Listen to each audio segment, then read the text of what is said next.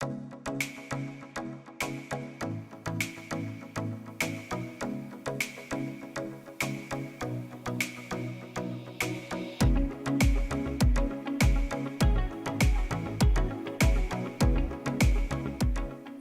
name is Michael Janse van Rensburg, and I'm the Deputy Director for Affiliated Museums at the Department of Cultural Affairs and Sport.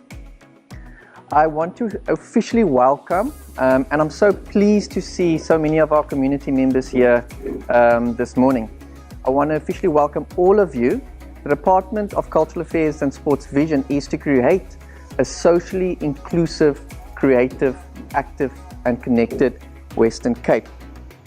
And today we're going to discuss exactly what it is that social inclusion means to each and every one of us. It's not only our first engagement on social inclusion, but it's also our first major engagement of the Cape Town Museum. Now don't worry if you never heard about the Cape Town Museum. We decided, okay, now we're going to start with asking you, what do you want? And then we plan according to that. Museums that I know, they're not really inclusive. They tell only like a one side of the story. And what really excites me personally, the reason I'm involved and I want to be part of this museum is because we want to tell every story of a Cape Townian, a story of religious groups, NGOs, everything. That's what excites me about this program. If you want to use inclusion, social inclusion and interconnectedness as your theme with different sectors, let the sectors understand the theme itself. So this is a new Cape Town Museum. It's a program. But how do I fit into this program? What does social inclusion mean for us? How do I tell my Kailicha story through the museum? And that's why we are here. For me, social inclusion is just letting people live their lives unhindered, not stop, just letting them be, don't question their existence, and mind your own business, basically. In general, talks about people being represented at all levels of the community and at all levels of policy. Yeah. To acknowledging where we all come from and where we're going to. Identifying the excluding factors and finding ways to bridge the gap that cause these excluding factors. But how do we do that in a way that's respectful? Where we don't impose these Western notions of transformation. So how do we create spaces that open up stories without being harmful? Coming together, bridging the gap within those spaces and coming together and combating and fighting all these things that are there, which is we are inclusive of LGBTI, we're inclusive of color, we're inclusive of the age groups. Let's move to the next question. Do you think the Cape Town community is working inclusively and interconnected? No.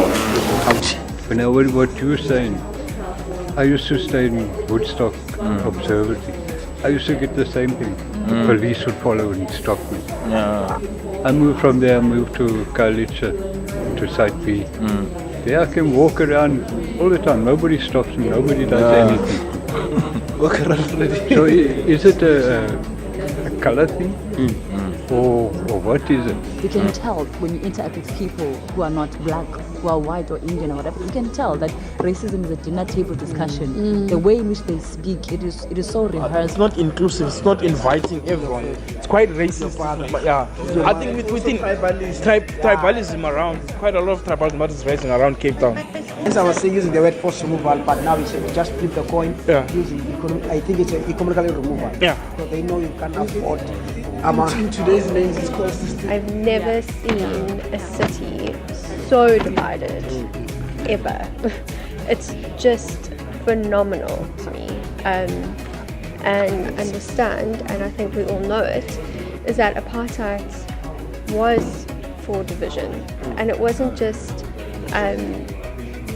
color division, it was economic and structural division to cause on the basis of race.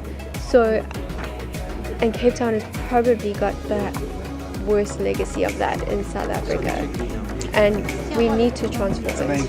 Thank you. Imagine you stay in the township and you got a job in the city. First of all, a taxi, you cannot go in a taxi if you are on a wheelchair. It's very difficult because it's so busy in the morning. They really want to make money. A train stops for 5 seconds at the train station. So if you're on a wheelchair again, it's very difficult for you to access the city. So I think we always forget that kind of group of people. But one day I was in a workshop with people living with disabilities. You feel like crying, realizing that they can't even move from one place to another. And we always talk about inclusivity, but it's really a group that should be considered, even in the museum itself. How are we going to make sure that a blind person can be able to access the museum? How are we going to make sure that the person that is deaf can also access the museum? But not just coming to access it. How are they going to come to access it? Can be another question.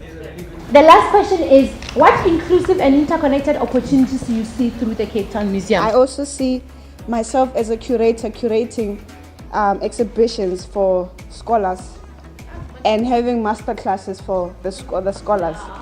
How do we create the space to get to tell the stories, but also to heal and kind of create an opportunity to heal in telling these kind of stories?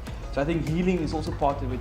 The Cape Town Museum can become like this bridge, I'm going to use it as that, this bridge between communities in Cape Town, where instead of giving one like one museum to speak one thing, we can talk about the history of each community, but that history of that community must lead to the history of another. So it's connected in a sense that how do these communities interact historically? How do they interact? And if I'm here in Langa, for example, and learn about its history, it must lead me to want to learn about Nyanga. Whereby black people who are doing history can be able to learn it at the museum, also do practicals within the school. We need to take the ownership.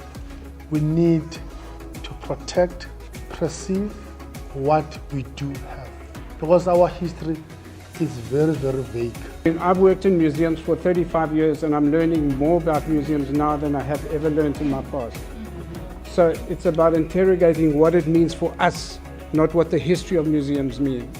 And if we talk about museum, we talk about decolonizing museums. That's what we're talking about right now.